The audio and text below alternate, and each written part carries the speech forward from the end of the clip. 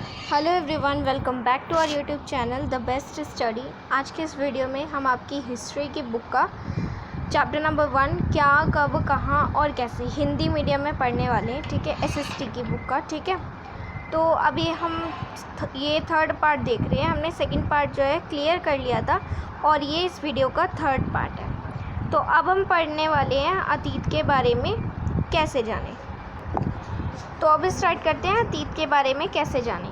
अगर हमें जानना है कि अतीत का मतलब क्या होता है, जो समय बीत चुका है, बहुत साल पहले की बातें हैं, तो वो अतीत हो जाएगा। अतीत के बारे में हम कैसे जानेंगे? अतीत की जानकारी हम कई तरह से प्राप्त कर सकते हैं। इनमें से एक तरीका अतीत में लिखी गई पुस्तकों को ढूंढना और पढ़ना है।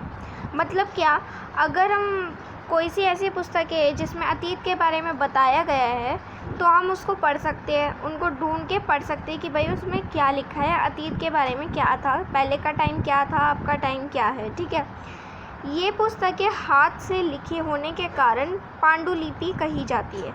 जो पुस्तकें हाथ से लिखी जाती है वो पांडुलिपि कही जाती है। पर आजकल की पुस्तकें जो हैं वो किसी मशीन की हेल्प से, किसी मशीन के द्वारा छापी जाती है। तो जो भी लिपि हाथ से लिखी होती है उसे पांडुलिपि कहा जाता है। अंग्रेजी में पांडुलिपि के लिए प्रयुक्त होने वाले मैन्युस्क्रिप्ट शब्द लैटिन शब्द मेनू से, मेनू जिसका अर्थ हाथ है, से निकलता है। मतलब अंग्रेजी में ये जो हम पढ़ रहे हैं ना पांडुलिपि, इसका मतलब अंग्रेजी में मैन्युस्क्रिप्ट होता है। और स्टार्टिंग का इसका मेन्यू शब्द कहाँ से लिया गया? लैटिन से लिया गया। ठीक है, जिसका मतलब होता है हाथ से लिखा गया, तो इसलिए इसको मैन्युस्क्रिप्ट बोलते हैं। ये पांडुलिपियाँ प्रायः ताड़पत्रों भी हम पढ़ेंगे क्या होता है। ताड़पत्रों अथवा हिमालय क्षेत्र में उगने वाले भुर्ज नामक पेड़ की छाल से विशेष तरीके से तैयार भोजपत्र पर लिखी मिलती है। यानी कि कोई पेड़ की कोई छाल होती है, उसको कैसे तैसे करके थोड़ा सा नरम बनाया जाता है, या फिर कोई उसी पे ही लिख देता था पहले। तो उस पे जो हाथ से लिखी जाती थी भाषा, जैसे कि अभी आप यहाँ पे देख रहे हो, ठीक है, हाथ से लिखी जाती थी जो भाषाएं, वो पांडुलिपि कही जाती थी, क्योंकि वो हाथ से लिखी गई है। तो अभी हम थोड़ा सा ताड़पत्रों से बनी पांडुलिपि का एक पृष्ठ पढ़ लेते हैं, जिससे हमें थोड़ा समझ में आ जाएगा कि ताड़पत्र क्या है और पांडुलिपि से वो क्या सब। ठीक है, ये पांडुलिपि लगभग 1000 वर्ष पहले लिखी गई थी। कौन सी? जो नीचे लिखी गई है ना, अभी दिखाऊंगी मैं उसकी फ़ोटो, लिखी गई थी। किताब बनाने के लिए ताड़ के पत्रों को काटकर, कोई ताड़ होती है जैसे पत्तों को, जैसे कि ये पेड़ की छाल है कोई सी, ठीक है, तो अब इस पेड़ की छाल को ताड़ भी बोला जाता है। ठीक है, एक मिनट थोड़ा सा रिमूव कर देती हूँ। ताड़ के पत्तों को काटकर उनके अलग अलग हिस्सों को एक साथ बांध दिया जाता था। भुर्ज पेड़ की छाल से बनी ऐसी ही एक पांडुलिपि को तुम यहाँ देख सकते हो। जो ये वाली पांडुलिपि आप देख रहे हो ना, ये वाली, ये बनी है किससे? 1000 साल पहले बनी थी, मतलब, और ताड़ पत्रों से बनी थी ये 1000 साल पहले। ठीक है, अभी आगे बढ़ते हैं और यहाँ पर हम ये वाला पढ़ते हैं। इतने वर्षों में इनमें से कई पांडुलिपियों को कीड़ों ने खा लिया था।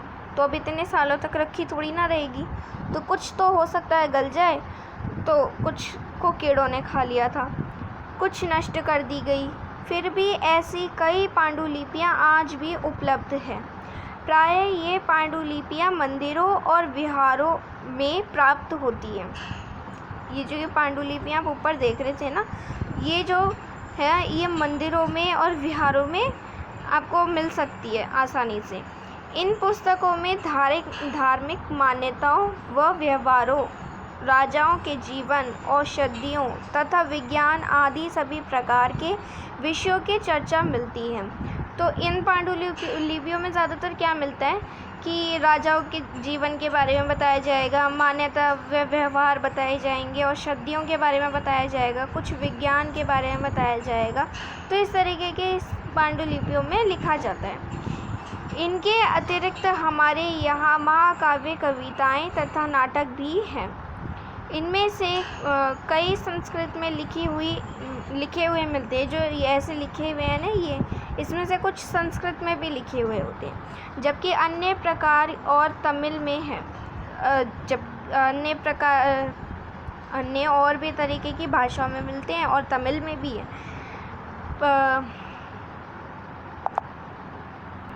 कुछ ऐसी भाषाएं जो हमें हमेशा से ही मिली हुई होती है, जैसे कि हिंदी भाषा, जो हम स्टार्टिंग से बोलते आ रहे हैं। प्राकृतिक भाषा है हमारी, स्टार्टिंग से ही हिंदी का, पहले हिंदी स्टार्ट हुई, उसके बाद की तमिल, ये सब भाषाएं स्टार्ट हुई थी।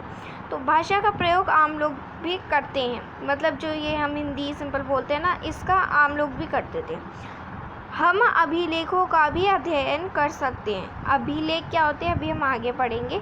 ऐसे लेख पत्थर अथवा धातु जैसी अपेक्षाकृत कठोर सतहों पर उत्कीर्ण किए गए मिलते हैं, तो उन्हें अभिलेख भी बोलते हैं। ठीक है, जैसे अभी थोड़ा सा और आगे रीड आउट करते हैं, उसके बाद में बताएंगे। कभी कभी शासक अथवा अन्य लोग अपने आदेशों को इस तरह उत्कीर्ण करवाते थे ताकि लोग उन्हें देख सकें, पढ़ सकें तथा उनका पालन कर सकें। ये जैसे आप इस पे देख रहे हो लिखा हुआ, तो पहले के जो लोग हुआ करते थे ना, ज़्यादा उनके पास जो कागज़ नहीं होते थे, तो वो क्या करते थे, पत्थरों पर ही लकीरों को खींच के अपनी भाषा में लिखा करते थे। ठीक है, क्योंकि उस टाइम पे हिंदी नहीं बोली जाती थी ज़्यादा। हिंदी की तो शुरुआत अभी थोड़े टाइम से पहले से हुई है, पर जो बहुत साल पहले की बात करें, अगर 1000 साल पहले की बात करें, तो उस टाइम हिंदी नहीं बोली जाती थी। ठीक है, कुछ अन्य प्रकार के अभिलेख भी मिलते हैं जिनमें राजाओं तथा रानियों सहित अन्य स्त्री पुरुषों ने भी अपने कार्यों के विवरण उत्कीर्ण करवाए हैं। ठीक है, जैसे और भी बहुत सारे वो होते हैं कि जिसमें कोई से राजा या रानी अन्य स्त्री पुरुष के लिए भी कुछ लिखते हैं, कि जैसे होता है ना, रूल्स बनाते हैं कि तुम्हें ये काम करना है, ये तुम्हारा रूल है। इस तरीके से भी कुछ भी लिख सकते थे इस पे। तो पहले के लोगों के पास कागज़ तो हुआ नहीं करते थे, तो वो इसी पे ही लिखा करते थे। उदाहरण के लिए प्रायः शासक लड़ाइयों में अर्जित विजयों को लेखा जोखा रखा करते थे। तो ऐसे जो हुआ करते थे ना, इसके ऊपर जैसे उनको लड़ाई करनी है, तो उसमें क्या विजय प्राप्त करनी है, किस तरीके से पहुंचना है, क्या कैसे करना है, तो वो सब इस पे जैसे लिखा करते थे कि जो भी लिखना होता था कि तुम ऐसे जाना, तुम वैसे जाना, इस तरीके से। तो उसमें भी ये बहुत काम आता था। क्या तुम बता सकते हो कि कठोर सतह पर लेख करवाने के क्या लाभ थे?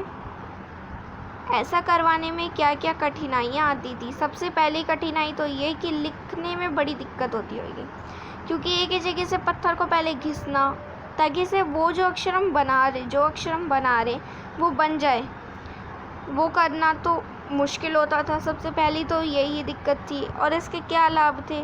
लाभ तो सबसे पहला यही था कि जिन लोगों के पास पहले कागज़ नहीं हुआ करते थे, वो इसी कठोर सतह पर लिखा करते थे, क्योंकि उनके पास तो कागज़ नहीं होते थे। इसके अतिरिक्त अन्य कई वस्तुएं अतीत में बनी और प्रयोग में लाई जाती थी। ऐसी वस्तुओं का अध्ययन करने वाली व्यक्ति पुरातत्वविद कहलाता था। तो जिन वस्तुओं का हम इस तरीके से उपयोग करते थे, मतलब जैसे कि पहले के ज़माने में कागज़ नहीं हुआ करते थे, वो कागज़ पे लिखा करते थे। और भी बहुत सी चीज़ें थी जिनका यूज़ हम आज के टेक्नोलॉजी में करते हैं, पर पहले नहीं हुआ करती थी ये। पत्थर और ईंट से बनी इमारतों के अवशेषों, चित्रों तथा मूर्तियों का अध्ययन करते हैं। वे औजारों, हथियारों, बर्तनों, आभूषणों